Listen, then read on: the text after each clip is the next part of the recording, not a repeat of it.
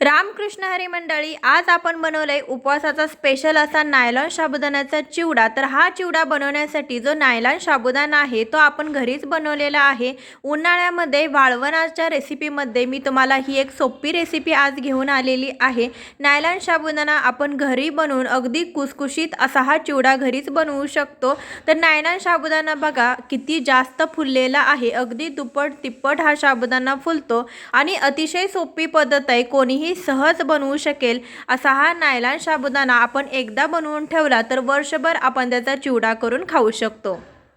चला तर मग बघूयात नायलॉन साबुदाणा कसा बनवायचा। तर यासाठी आपला जो आपण रोज खिचडीसाठी साबुदाणा वापरतो तो साबुदाणा घेतलेला आहे। 1 वाटी साबुदाणा घ्यायचा आणि तो एकदा स्वच्छ धुवून घ्यायचा। त्यानंतर त्यामध्ये आपण साबुदाणा बुडेल इतपत पाणी घालायचं आणि रात्रभर हा साबुदाणा भिजत ठेवायचा। तुम्ही हवं तर 7 ते 8 तास भिजवून घेऊ शकता, परंतु रात्रभर भिजवल्यानंतर हा साबुदाणा छान भिजला जातो। तर साबुदाण्याच्या वर इंचभर येईल इतकं पाणी वतलेलं आहे आणि झाकून हा साबुदाणा आपण रात्रभर भिजवलेला आहे। तर बघा साबुदाणा किती छान भिजलेला आहे, अगदी साबुदाणा मोकळा मोकळा झालेला आहे आणि खूप मऊ असा हा साबुदाणा भिजतो। तर असा साबुदाणा आपण भिजवून घ्यायचा आहे। साबुदाणा जर चांगला भिजला मोकळा मोकळा झाला तर एकमेकांना चिटकत नाही आणि नायलॉन साबुदाणा अगदी परफेक्ट आपण बनवू शकतो। साबुदाणा बनवण्यासाठी गॅसवरती पातेलं गरम करायला ठेवलेलं आहे, त्यामध्ये 2 ते 3 ग्लास पाणी गरम करायला ठेवलेले आहे। त्यावरती अशा प्रकारे आपण पिठाची चाळणी ठेवायची आहे। शक्यतो पिठाची चाळणच आपल्याला वापरायची आहे आणि त्यावरती साबुदाण्याची एक लेयर आपण घालायची आहे। साबुदाणा पसरवून घ्यायचा आहे आणि फक्त 5 मिनिट आपण ह्या साबुदाण्याला एक वाफ काढून घेणार आहोत। जास्त साबुदाणा घालायचं नाही, फक्त आपण त्याची एक लेयर पसरवून घेणार आहोत। तर बघा इथे 5 मिनिटं झालेले आहेत, एक वाफ काढलेली आहे हे आपण आणि साबुदाणा हा पारदर्शक झालेला आहे। असा काचेसारखा साबुदाणा दिसायला लागला की लगेचच चाळण आपण काढून घ्यायची आणि एका मोठ्या भांड्यामध्ये अगोदरच पाणी ठेवायचं आणि त्यामध्ये ही चाळणी बुडवून आपण त्यावरती जो साबुदाणा आहे तो त्या पाण्यामध्ये लगेचच काढून घ्यायचा। तर ही प्रोसेस आपल्याला पटपट करायची आहे। त्यानंतर आपण त्याच चाळणीमध्ये दुसरा साबुदाणा घालून त्यालाही वाफ काढून घेतलेली आहे। लगेचच आपण त्याच पाण्यामध्ये सगळा साबुदाणा शिजून काढून घेऊया। तर बघा अगदी काचेसारखा हा साबुदाणा बनतो, अशा प्रकारे साबुदाणा बनला पाहिजे। तर जास्त वेळ आपल्याला वाफ काढायची नाही, फक्त 5 मिनिटं काढायची। त्यानंतर एखाद्या चाळणीमध्ये हा साबुदाणा पसरवून आपण त्यातलं पाणी नितळवून घेऊया।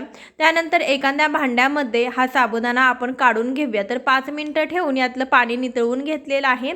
त्यानंतर साबुदाणा आपण एका भांड्यामध्ये घातलाय आणि त्यामध्ये फक्त चवीनुसार मीठ घालून घेतलेलं आहे।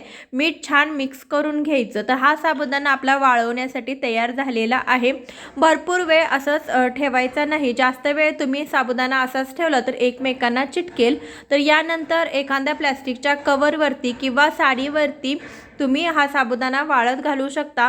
शक्यतो उन्हामध्ये वाळत घालायचा, लगेचच 2 दिवसात हा साबुदाणा परफेक्ट असा वाळला जातो। तर साबुदाणा वाळत घालत असताना लांब लांब घालायचा, जवळजवळ घातला तर एकमेकांना चिटकला जाईल। तर 2 दिवसानंतर वाळवल्यानंतर हा बघा नायलॉन साबुदाणा अशा प्रकारे वाळलेला आहे। तर तुमचा साबुदाणा जर जास्त एकमेकांशी जर चिटकला असेल, तुम्हाला घाई गडबडीमध्ये व्यवस्थित तो मोकळा मोकळा ठेवता आला नसेल तर काही हरकत नाही, तो जोडलेला जो साबुदाणा आहे तो खलबत्त्यामध्ये घाला आणि थोडंसं कुटून घ्या, साबुदाणा एकमेकांपासून मोकळा होईल।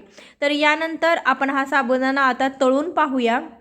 नायलॉन साबुदाणा भाजत असताना तेल हे कडकडीत गरम केलेलं पाहिजे। त्यानंतर साबुदाणा घातला की आपण गॅसची फ्लेम कमी करून घ्यायची, नाहीतर त्या साबुदाण्याचा रंग पिवळसर असा होतो। जास्त वेळ आपल्याला भाजायला लागत नाही, तेलात टाकताच क्षणी हे साबुदाणा वर येतो आणि अगदी कुसकुशीत असा भाजला जातो। आपण विकतचे जेव्हा नायलॉन आणतो तर ते कधी कधी पूर्ण भाजत नाहीत, आत कच्चे राहिले जातात, परंतु हा साबुदाणा पूर्ण आत कुसकुशीत असा भाजला जातो। आता आपण या साबुदाण्याचा चिवडा कसा करायचा ते देखील पाहूयात। तर इथे मी साबुदाणा तळून घेतलेला आहे, त्यानंतर आपण त्याच तेलामध्ये थोडेसे शेंगदाणे देखील तळून घेणार आहोत। अशा पद्धतीने तुम्ही जर साबुदाणा केला आणि वर्षभर स्टोअर करून ठेवला तर कधीही तुम्ही त्याचा चिवडा करून लगेचच खाऊ शकता। तर हा साबुदाणा तुम्ही बनवत असताना तुम्हाला जेवढ्या प्रमाणात पाहिजे तेवढ्या प्रमाणामध्ये साबुदाणा भिजत घालून त्याचा अशा पद्धतीने तुम्ही नायलॉन साबुदाणा करून घेऊ शकता। अतिशय सोपी पद्धत आहे, अगदी सहज सहज कोणीही करून घेऊ शकेल. यासाठी कोणतंही माप किंवा मेजरमेंट नाही आहे. याच्यासाठी फक्त साबुदाणा आपल्याला भिजत घालायचा आहे आपल्याला पाहिजे तेवढा, आणि तो साबुदाणा आपण चाळणीमध्ये वाफवून घ्यायचा आहे. तर बघा इथे मिरच्या देखील आपण तळून घेतलेले आहेत, शेंगदाणे तळून त्याच आपण साबुदाण्यामध्ये घातलेलं आहे. त्यानंतर एक बटाटा घेतलेला आहे, तो बटाट्यावरची साल काढून तो आपण खिसून घ्यायचा. बटाटा खिसल्यास आपण तो पाण्यामध्ये ठेवायचा आहे, म्हणजे काय होतं बटाटा काळा पडत नाही. त्यानंतर आपण तो बटाटा पिळून तेलामध्ये टाकायचा आहे. तर पाणी असल्यामुळे थोडंसं सावकाश टाकायचं आहे, अंगावर तेल उडू शकतं. त्यानंतर आपण हा बटाट्याचा किस आहे, तो बटाट्याचा किस देखील 2 मिनटं छान मोठ्या गॅसवरच भाजून घ्यायचा.